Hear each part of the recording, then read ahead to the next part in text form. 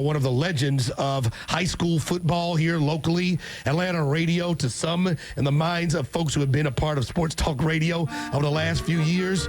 Always good to see the face. You never know when he may show up. No. I'm not going to call him former. He's always a teammate of the locker room. Hutson Mason. What was the question? Former Georgia quarterback and beloved member of the Mason family. Hutson Mason joins us here in the locker room on the Fan, 680-93.7. Daylight savings is stupid. Good morning, Hut. Always good to see you now. You live in the corporate life as a man who's in a different direction in life. I'm doing great. How are you guys doing? Good. You look great. Shawn Michaels has hair. I mean, holy cow. Been gone a long time. You're like Paul on the road to Damascus now, man. You see the light. What happened? Advanced Hair Restoration online at advancedhair.com. Did the procedure in August, and come January, I just said, you know what, it's time to let it grow. It's like one of those infomercials that I thought never worked. Yeah. You know, Right? you just see it on the TV, and you're like, who actually does this? My wife is works. blown away when she looks at the video feed and sees his hair on top of his head, dude. What, is it like a pill? Is it a shot? Like, No, what do you do? it's a procedure. They literally took the hair that I had existing, dug holes into my head, and planted the existing hair into spots that it wasn't, and now it grows. It's like long hair on your head, huh? You just got it tightened up, did you not? Yeah, I see went the yesterday. sides got tightened up. Yeah, I went yesterday and got a nice little cut. I realized inflation is real. The last time I had gotten a haircut was 1992. I think I paid $5 plus tip. I might have paid $8. It was $45 yesterday for a 15-minute fade. And he did do my beard, but $45, and I've heard that's on the cheap. You guys go over here to this salon over here, and it's a tad bit higher. Yeah. What's the wife think about the new hairdo? She loves it. She's like, you're not cutting it.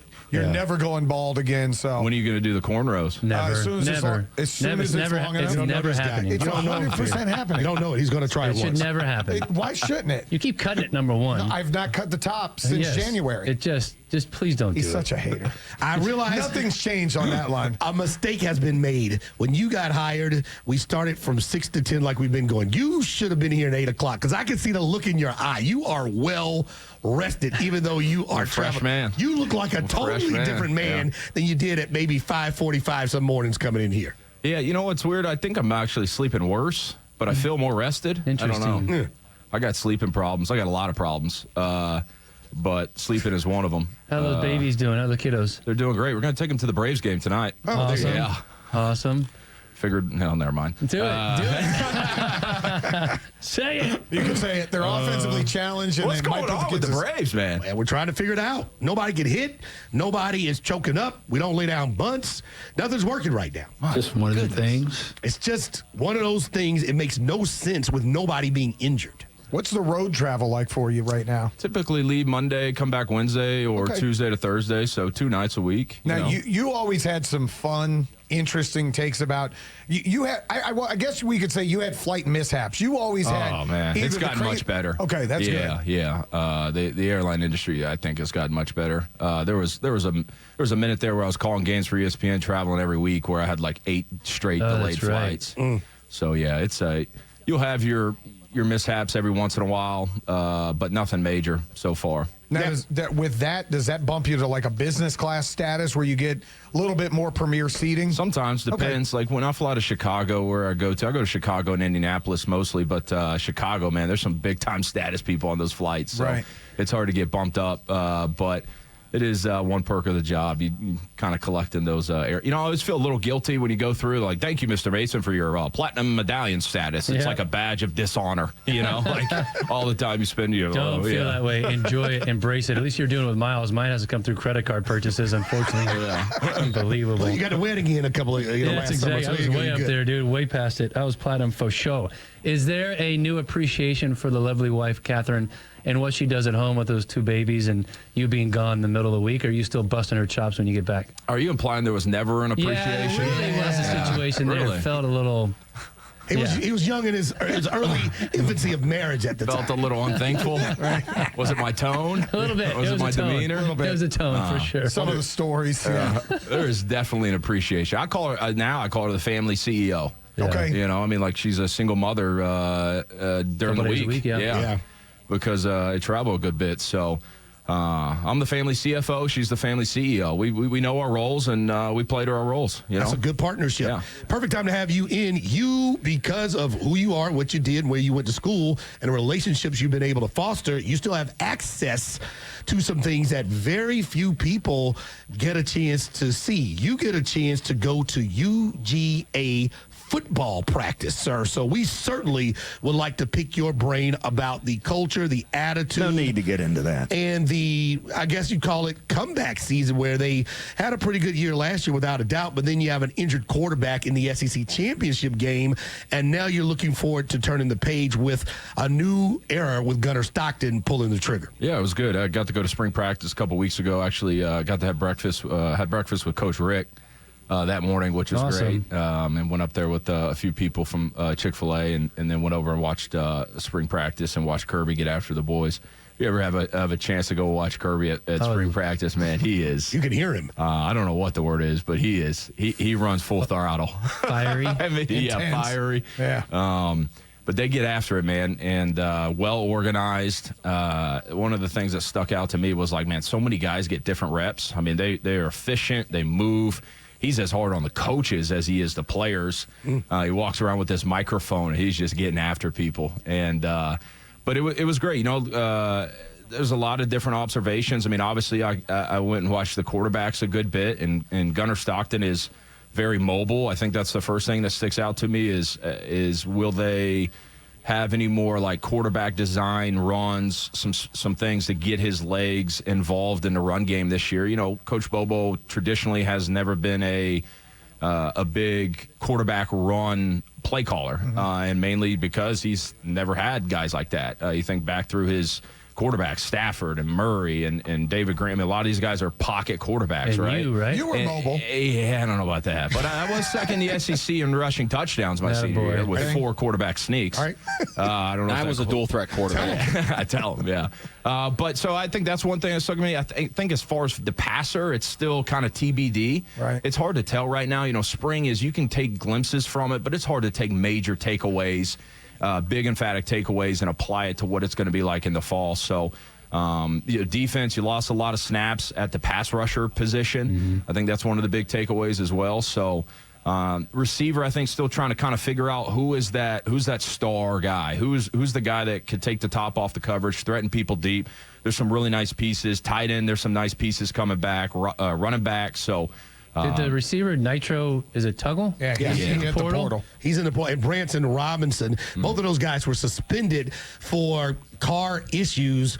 I guess, should Kirby start paying tickets? We're still talking about this? Yeah, to keep people, Nitro Tuggle, not Branson Robinson, he's in the portal as well, but Nitro Tuggle, one of the players that had the off-the-season car issue again. Should Kirby be paying part of the parking on the car tickets around there to let people know if you get a little bit of trouble, you don't have to hit the portal? That's funny. That kid with the name Nitro got a speeding ticket? Look at you. Yeah, he did. Look at you.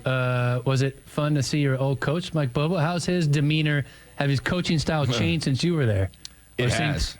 Yeah? It very much has. It's funny. We were kind of texting afterwards, and I was like, I didn't even hear you. I didn't hear you. Did you go get soft on me? I mean, I don't even hear you anymore. It's because Kirby brings the juice. So, some of these guys that I played for back in the, 10 years ago, like Coach Searles and Coach Bobo, who were the guys that brought it every day. Kirby's so far up here that the rest of them just kind of blend in. But he's doing good. His son Drew is probably going to start at center, Drew Bobo, and he's doing well. He's doing really good as well. So he's doing good. Yeah, I think his coaching style is probably a little bit different, but still kind of at the core, he is who he is.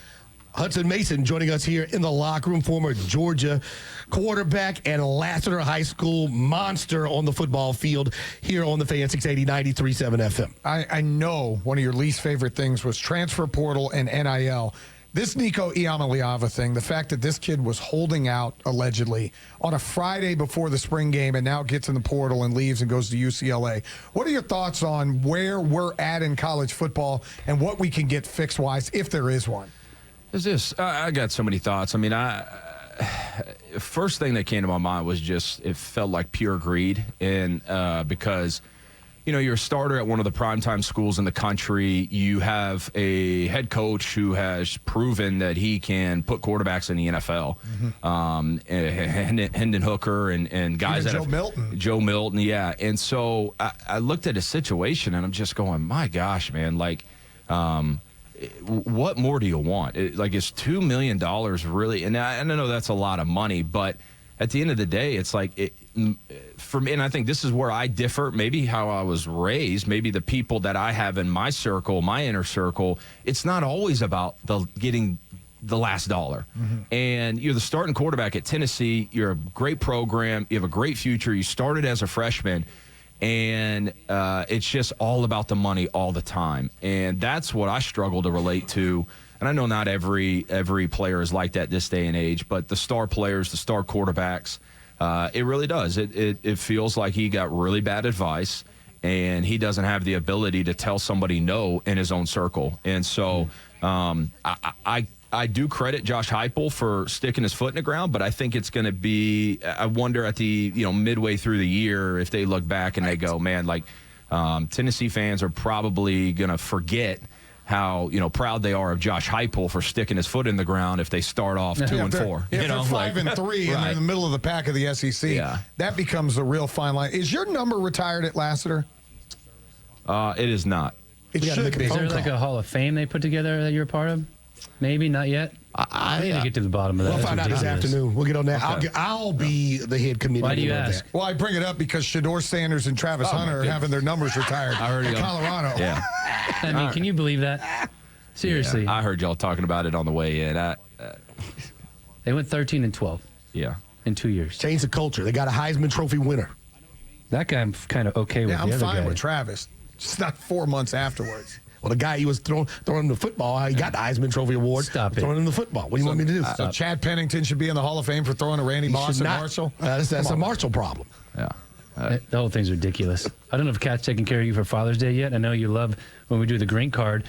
The green card is available. You're about to miss the opportunity to play 6 rounds of golf at the area's best golf courses. I don't need him. Only $249, Kat. You could do it. Savings of nearly $200. Yep. Great golf course. This is a $437 value for $249. Click on the 680thefan.com banner that's up there. It says the green card. Do it now. It's not going to last much longer. You know what? I got it. We're good. How is your golf game? You said you were going to be able to do some more golf. I'm going to tell you right now, I haven't seen him play.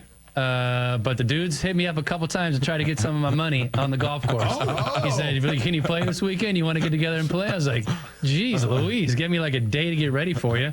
So we haven't been able to make it work, but we are definitely going to. I imagine your game is pretty solid right now. It's gotten much better. Yeah, it's gotten much better. But, I'm also the guy, I say much better, and you can't go shoot 95. That's right. Don't show up at my place to shoot 95. I'll kick you out of there. Yeah. What do you think about the Falcons? Draft coming up next week. A monster decision has to be made. Are they picking at 15, getting an edge rusher? They get out of there, trade back, get some more value, maybe get 2 more players or some other value around the franchise. What do you think they should do, and your thoughts overall on a team that was 6-3 and then they missed the postseason? Well, I think the first big need is pass rusher. I mean, but I've kind of lost hope in the draft and then being able to find one until they prove me wrong or prove this city wrong.